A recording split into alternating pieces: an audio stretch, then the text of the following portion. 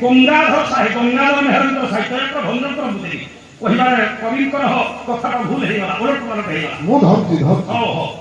ସ୍ୱଭାବ କବି ଗଙ୍ଗାଧର ମେହେର କଣ କହିଲେ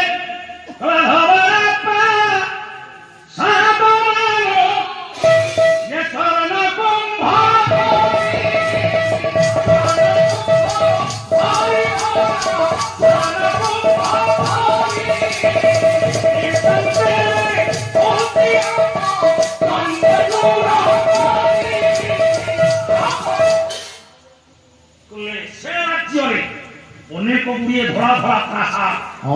তা উপরে গোটিয়ে লেখা সুবর্ণ কলসী রখা যাইଥିଲା সেইথিপাই সে রাজ্যটা সুবর্ণ বর্ণ হয়ে দেখা যাଉଥିଲା আসন্তু